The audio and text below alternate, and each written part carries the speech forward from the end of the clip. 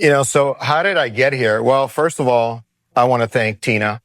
I've known her for years. She used to bring me to schools to speak to teachers about the propensity of cancer, diabetes, heart attack, and stroke, because for many years, I owned gyms, I managed gyms, I opened gyms, I trained trainers, I trained celebrities and fitness celebrities to compete at shows and also to compete in their athletic gifts.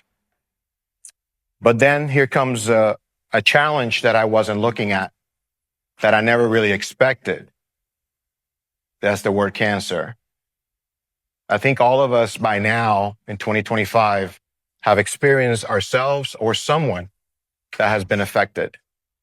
And what ends up happening is that a lot of people hear the word and immediately, they either give up or lose some hope. But first, I want all of you to stand up for me for a second, really quick. Don't worry, I'm not going to ask you to dance. But we could. I only got a certain amount of time, so I want all of you to close your eyes for just a second. Disconnect from everything. You came here to learn a lot today. But for the next 30 minutes, give me your full attention and be present. Because not only am I giving you flowers today, but I'm going to share some tools that I believe would enhance what you already do and what truly you have a passion to do. Because if you didn't care about what you're doing, you wouldn't be here today. Open up your eyes and please sit down. I want to thank Edna, because without Edna, I wouldn't be here. Without Christine Ross, I wouldn't be here as well. So I like to give flowers where flowers are meant to be, right? All of us are givers. All of us are servers. But we forget that the person that we have to serve sometimes is ourselves. We have to disconnect and do some self-care, because if we have an empty cup, we can't give it to these amazing children that we get a chance to not only enhance. So how did I get here? Because of mentors like you. I remember being in Tampa, Florida at one point, and I met this counselor, Miss McCrae. And Miss McCrae, for some reason, she saw the light in me. And she saw what I was doing in sports, what I was doing in education. I was part of the LASA program, the Latin American Student Association. I was part of a lot of stuff, but she kept bugging me about joining FBLA, the Future Business Leaders of America. I think that still exists. At the end of the day, she kept bugging me, but finally, one day after class, she sat next to me and told me why. And she said, David, you have a gift, you have a talent, but in order for you to have these platforms, at some point, you have to learn a little bit about business. And I believe you know a lot about business, but I think you're a leader. I remember talking to my dad, and my dad said, if you ever want to change something in life, you better become a leader. If you want to change something, don't be a follower. All of you ladies and gentlemen are leaders, or you wouldn't be here today. You get to lead a generation of young kids or young men or women that are what? Today, lost. Today, distracted by things that we never had to experience in life. Thank God I didn't grow up in the social media age. I wouldn't have made it this far. So when you look at that picture, what do you think? The one on the right. I was given 3 days to live, ladies and gentlemen. For some reason, I'm still here. So for 18 years, not only have I dedicated myself to sharing my story, which I made a promise that I would do if I was healed, but for some reason, I've been a women's breakthrough coach for the last 18 years. I've had a chance to speak at abuse conferences, but I've also had a chance to create my own seminars and conferences at the same time. For those 18 years, I've been able to go to schools and speak to children, including the Mega Student Conference just a few years ago, where we weren't able to do it live. So the 1,500 students that usually would listen to ended up becoming 10,000 students because my keynote speech, Live Your Dreams, was shared all over Miami-Dade. So while I'm thinking I won't get to speak to 1,500 students, no, it was bigger than that. It was over 10,000 that were able to listen to that talk. And I was able to receive pictures and videos from those teachers and counselors that said, my kid listened to you, and now he's dreaming. My child listened to you, and now she's dreaming. One thing that I've learned is that our job is not to tell kids that their dreams are meant to be possible. Our job is to give them that support and a safe space for them to come to us, or they're going to look other ways. The world will take care of breaking us down. It's our job to tell them, we got you. What is grit? You probably have done some psychology work, right? So who thinks is, raise your hand. Who thinks is passion and perseverance? Raise your hands. There's no wrong answer, by the way. Who thinks is resilience and consistency? Okay. Who thinks is commitment and courage? Who thinks is dreams and belief? Wow. There's no wrong answer because we all think differently, right? But here's the thing. Without dreams and belief, the other three are not possible. If you don't go after your dream, you don't know what it takes to have courage. If you don't believe, then why are you even going to be resilient or make a commitment or even have passion for something in life? So what I realized while I was going through chemotherapy and my surgery and every doctor telling me I was going to die every single time was that, no, I had a dream that I was going to survive cancer, and I had a belief that I was going to survive it. So while the doctors are doing their part, right, I had to do mine. I had to stand up out of bed. I had to eat more. I had to work out. I worked out through chemotherapy, which was also a miracle, right? Why? Because I was prepared. So the first time I had cancer, I was afraid because I already knew what it could do. The second time I was prepared for those 2 years. My faith was built. My hope was built. So then by the time I got the second battle, it was just kind of believing that the dream or the vision that I had, that I would survive it, would come true. So if preparation is the key, what can we do to prepare the people, the children that we're guiding? Today, you get a lot of information. What I'm hoping to share with you is just some tools that are hoping that you put it in practice, not only for the children that you're actually counseling or helping or guiding or mentoring, but also for yourselves. Because one thing that I learned is it doesn't matter how I just celebrated a birthday and I celebrated my anniversary of being cancer-free. 18 years ago, no one gave me any kind of chance of hope. But yet, I'm standing here at Broward College in front of amazing women and men today, so I guess I survived. So if preparation is a key, how can we understand them better? How many children do you see talented, that are talented? Raise your hand. Every day. It should be all of you, by the way. If you're not, we're in the wrong job. Okay? If you can't see the talent, okay, we got to talk after. But does talent really equate to success? Okay, thank you. We identify their intelligence, their IQ. We have exams for that. Does that equate to success?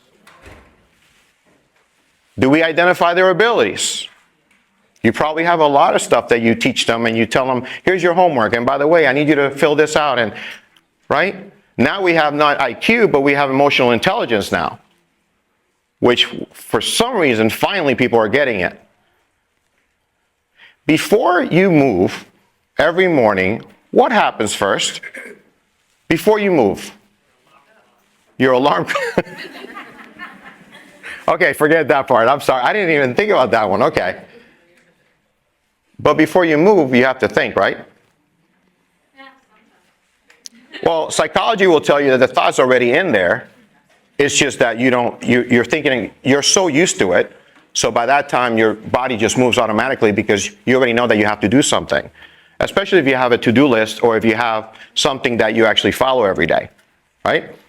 So all three of these things are great, but it takes something like a grit to share with these young men and women to let them know it's more than just passion, it's more than just intelligence, it's more than just talented and gifts.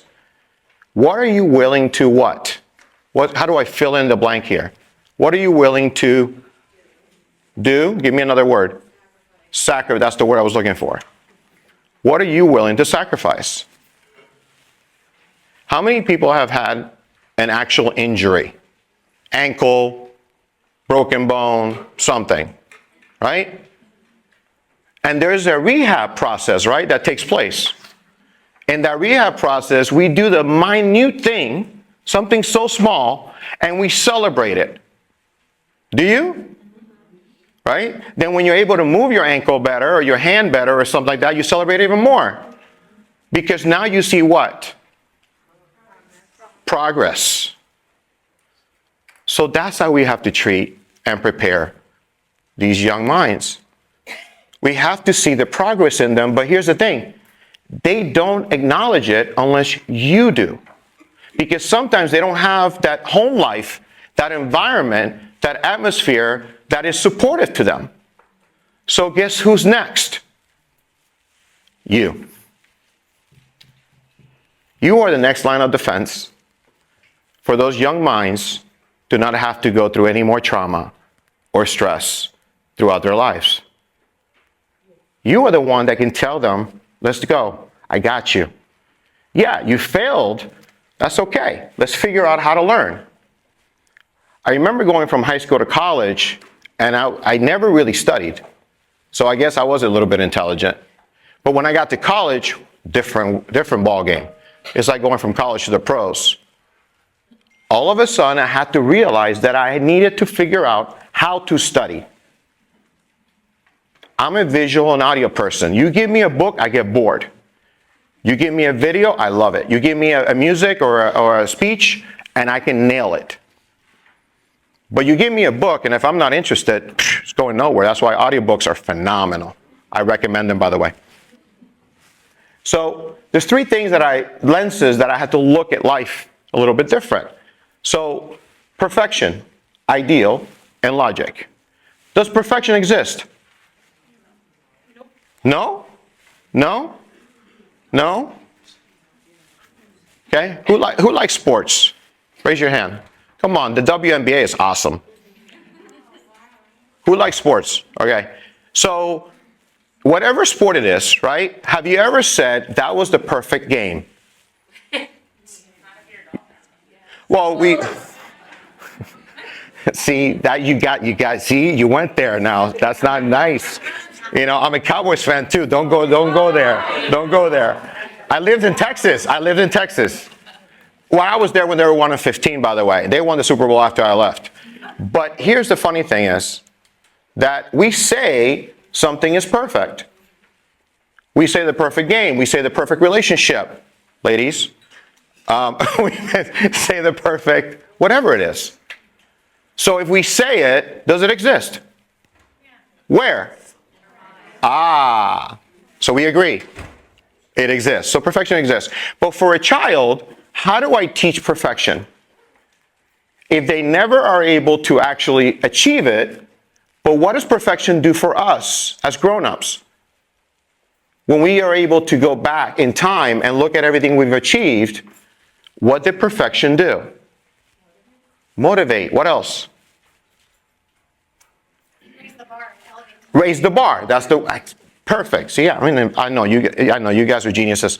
So here's the thing, it raised the bar. So as I am in Puerto Rico, I had this weird, experience, I'll say a godly experience in a way, where I heard something say, you're going to inspire millions.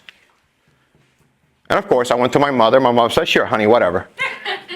I was playing basketball. But here's what that little word did for me. That word was every single thing that I did after that. I did it with passion. I did it with ownership. I took ownership because my father used to tell me, take ownership of everything you do. And I did it to such a level that people would say, you're burning the candles at both ends. Leave me alone. Let me burn it. It's my candle. But the things that I was able to achieve for 29 years, when people found out about what I did for a business, as a manager, as a regional manager, as a managing consultant, as a business consultant, people looked at my age and couldn't believe the things I've had achieved. But wait, here comes cancer. And for the last 18 years, if you ChatGPT me or Google me, take a look at a life of 18 years that I would have never imagined. Cancer revealed my purpose, but it taught me so much more than that. So perfection exists. Ideal. Where does ideal come from? From an idea. But it becomes only ideal when you're able to see it. So when you're telling to a child, say, hey, this will be the ideal thing if you do this, it's not concrete in their mind. They're not that far yet. To you, yes, but to them, no. They haven't experienced it yet. They haven't seen it yet. So when they actually are able to see something because you can show it to them, then now they become an ideal situation. And now they're able to believe.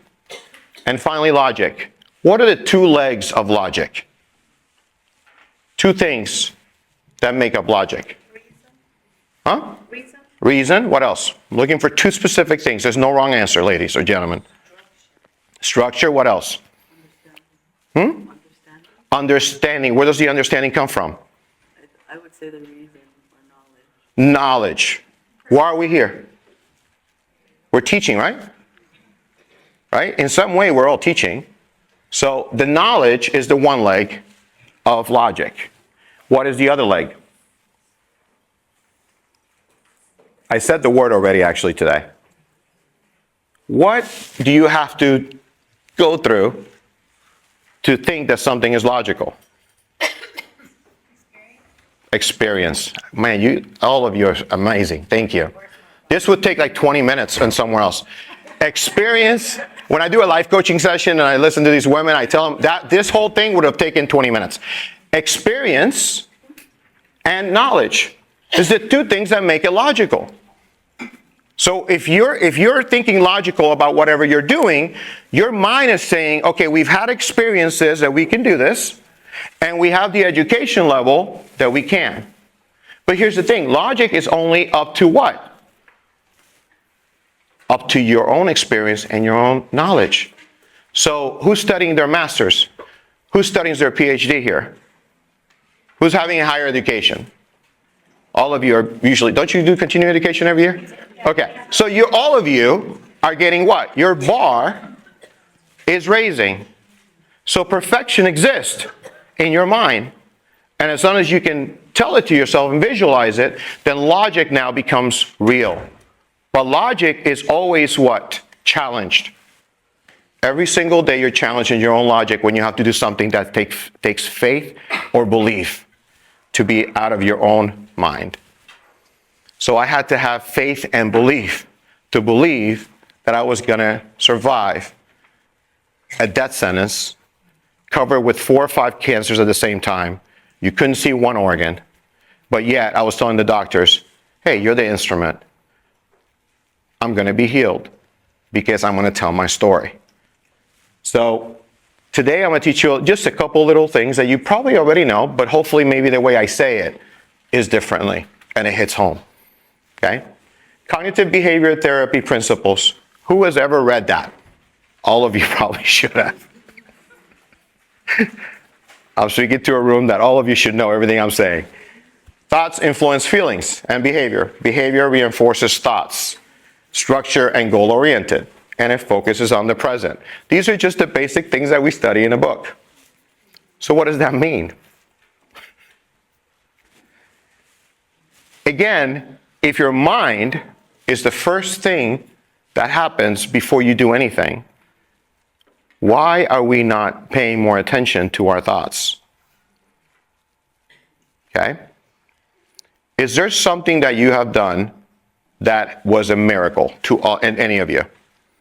Raise your hand if you experienced something in your life that was a miracle, that was, I couldn't do it, but I did it, or that's it? Only some of you? Well, today you're looking at a miracle, so now you experience one. So what I mean by that is only a miracle because people don't believe. That's it. If you told everybody your dreams, what would they say about you?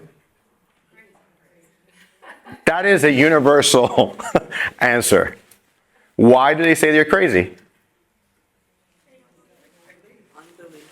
But whose dream is it? I'm sorry, whose dream is it? Okay, so if it's yours, why are you listening to them?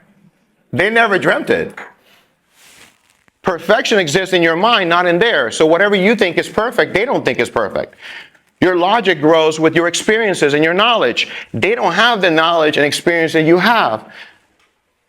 All of you have either, you could be a social worker, psychologist, psychiatrist, you could be a lot of things in life, right? Try to explain what you do to someone that never has done it. They're going to look at you and they're thinking in their head, blah, blah, blah, blah, blah, blah, blah, blah, because it's over their head.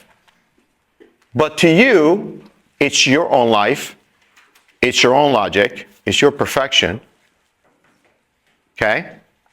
And it's your behavior. So, techniques. We restructure. Behavior, we encourage them. Every day you're going to encourage these young minds, right? Every day, gradually, you're going to teach them how to face their fears. Exposure therapy. Every semester, don't you have children that come to you that they're afraid of something? What is their biggest fear? School. The unknown. Their logic, it's not there yet. They don't understand what perfection is yet. Their ideas have not developed. Are you connecting the dots? Okay. Their ideas have not developed yet. They're counting on you. I've worked in a lot of schools. I went to a school in Liberty City many years ago. Brent Wright is the owner of this school. And talking to these kids, I literally had to sit there and listen to them for about 10, 15 minutes to actually give them a message. Because their atmosphere, their environment is so much different than the environment or atmosphere that I grew in. Their parents, their relationship, very different. I am very blessed. I have a mom and a dad. Well, my dad passed away, but both of my parents served the military. My dad in Korea, my mom in Vietnam. My mom has 2 PhDs where she acquired after giving birth to me and dying 9 times at the age of 29. She spent a year in the hospital while I was home with my dad, my grandparents, and my family. A year after that, the doctor says, just go home. My mom says no. So she got a scholarship and more to go to Ohio State University. Go Buckeyes. Come on. Champions. We're still champions. She got 2 doctorates, one in business and one in psychology. After she was told, you're going to go crazy because you had a traumatic experience. You were in the hospital for a year, and by the grace of God, you're still alive. So from a childhood, I had 2 parents that not only told me the importance about education, not just about schooling, but what? Not just schooling, but what? Knowledge. Okay? The more knowledge I gathered, that was education, in whatever form. Okay? So what that meant was I had the support. And I remember my dad telling me one time, go to your guidance counselor. Bug her or bug him. Show up at the office hours. Wait for him, wait for her. Because one day, when you're in trouble in college, you're going to need that person. And that's exactly what I did. And when I had to drop a class, that was my ace right there. When I had to go over some teacher I didn't like, I had to change my major, that was the person. So the importance that you, ladies and gentlemen, have, you need to give yourself a little pat on your back sometimes. I know it's tiring, I know it's exhausting, but sometimes you need to do it yourself. So, empowerment through purpose. We have to identify personal vision. You have to listen to those children in order to what? Give them a better message. Be able to engage. Dream building, even if it's a tough environment. Those children at that school, they didn't know. They couldn't see what I showed them. I had to literally say, let me stop this presentation. Let me listen to you.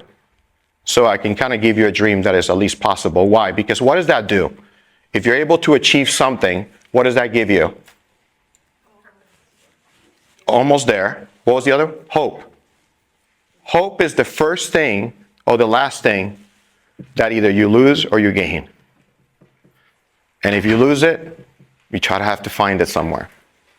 Engagement with the students. So at the end of the day, we have a job to do. You have a privilege and a burden at the same time. I have a burden and a privilege in the same way because I have to share my story every day, and it's not easy. Like Tina said, you can Google it, you can go to YouTube. There's a lot of videos that I have been able to do. For 18 years, I've been able to live a bonus life. But here's that voice that came up at the age of 12 or 11. You're going to inspire millions. Millions of people have watched my story now. But I'm not done yet. I feel like I'm just starting. So whenever you think you're done, remember that it's just another mountain. You finish one of them. But just like school, just like logic, you need to go climb another one. What I will tell you is that you have been prepared for it. What I will tell you is that you have all the tools to do it. It's just that you have to look within and remember perfection. Remember the things that you've wanted to achieve. Go back to dreaming again. Go back to having hope and finding hope in things that you might have lost hope in. One thing about being ill or having a death sentence or anything like that is that after you survive, you almost feel invincible because you're living a bonus life. So now there's nothing I wouldn't do. There's nothing I wouldn't experience, and there's nothing that I'm afraid of anymore. So by me sharing my story, or a little bit of it, is just to give you an idea of the power that all of you have.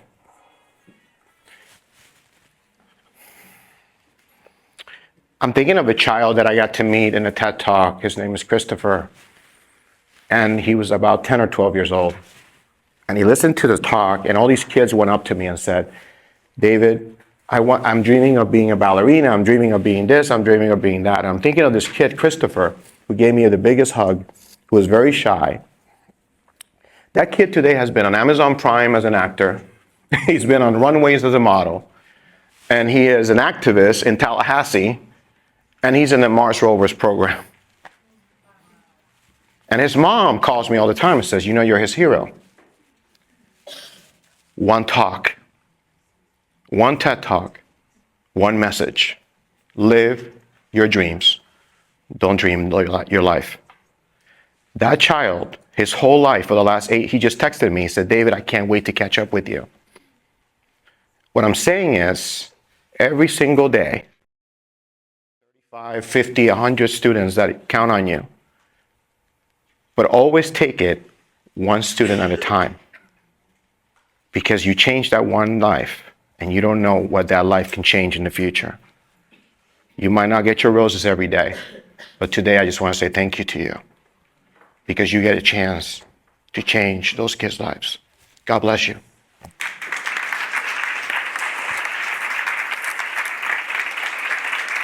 Whew.